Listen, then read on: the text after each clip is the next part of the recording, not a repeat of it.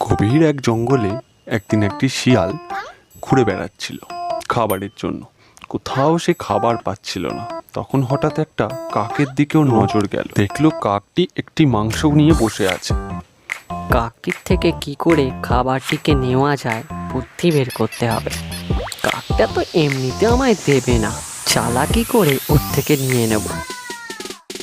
জানো তো কাক, তোমাকে না খুব সুন্দর দেখতে। তুমি সব থেকে বড় পাখি, তোমার মতন একটাও পাখি নেই।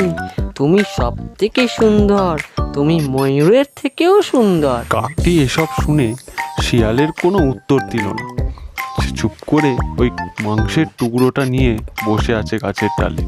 জানো তো কাক, আমি না তোমার সাথে বন্ধু হতে চাই। তোমার মতো সুন্দরীর সাথে বন্ধু হওয়া আমার ভাগ্যের ব্যাপার। তুমি তো কিছু বলো।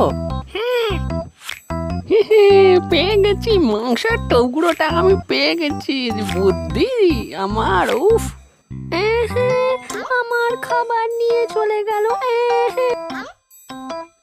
শিয়ালটি বুদ্ধির জোরে কাকের থেকে মাংসের টুকরোটা নিয়ে দৌড় মারল, আর কাক শিয়ালের পেছন পেছন দৌড়াতে থাকলো।